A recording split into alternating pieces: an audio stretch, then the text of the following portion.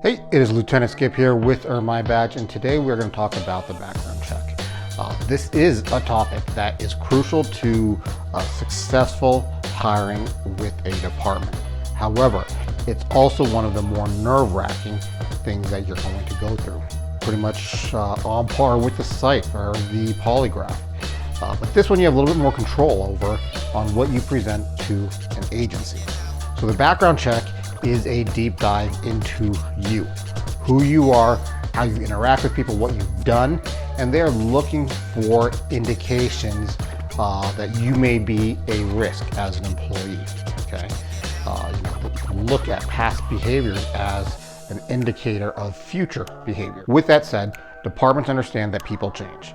So just because you had something in your past doesn't mean that you will be precluded for hiring by a department. Some caveats though, right? There are going to be restrictions based off of state law that may prevent you from applying. And there may be things that just don't sit well with an employer. It may not be an automatic disqualifier. It may not be something that is within statute that would prohibit you from getting hired.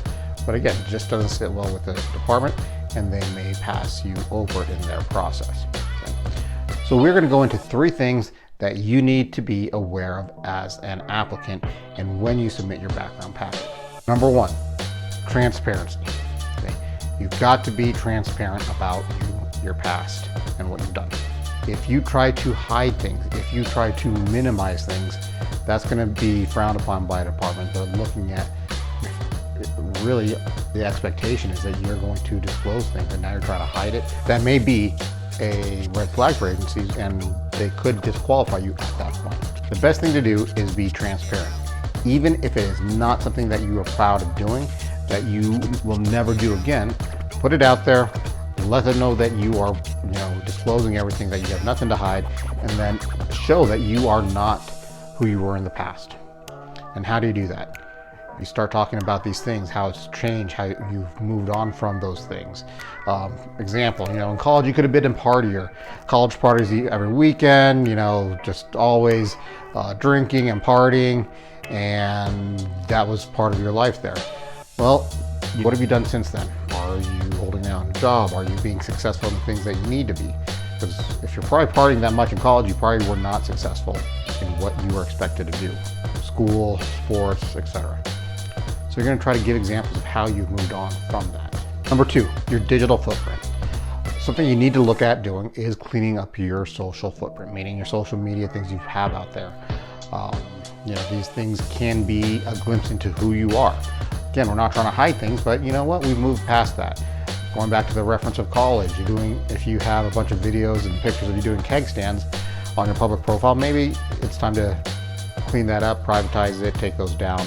Especially if that's not an indication of who you are. Departments will go through to see what you present on social media and see if that is concern for them as well. Social media has become such a large part of who we are in terms of posting, engaging with friends, sharing memes, laughing at things. This can be viewed as one piece of a puzzle to who you are. So take some time, go through your social media. If it doesn't need to be there, if you moved on past it, you know what? Think about cleaning it up. Number 3, references. You have some control in the beginning of who your references will be, meaning you will supply to the department, to that background investigator, names of people and phone numbers and their contact information, so a department can reach out to them and talk about you. They want to get an idea of who you are, how that person has interacted with you, and really get a good feel for your personality, how you deal with stressful situations, how you deal with people, relationships, anger, stress. You're trying to get that information. They're using that to get another piece of that puzzle into who you are. A couple things to keep in mind is you have some control of your references in the beginning. But very likely that agency, that background investigator, is going to contact the reference you gave them and then ask for 2 to 3 other references from that person who may know you. So your reference, and then they are going to provide the background investigator another 2 or 3 different references.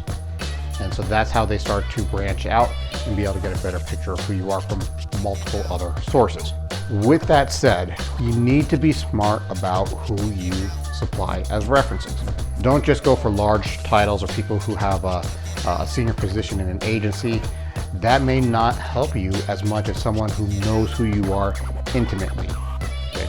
That may not help you as much as someone who knows you very well, who can speak to your behaviors, your mannerisms, your character, how you deal with situations. That CEO, that vice president, that senior manager may not have as much content to provide a background investigator, not as much examples or not as many examples to provide a background investigator, whereas someone who knows you better will. So deciding who your references are shouldn't be like picking your teammates in the middle school kickball team. They should be thoughtful, well planned out, and really to set yourself in the best lighting and have other people talk about the skills, the characteristics you have, and help convince the department of why you would be the perfect applicant, why you should be chosen over the next person.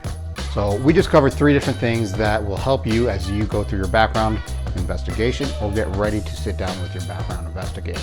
Take some time, put them to use, and I hope it helps you in your journey to getting this badge. Good luck.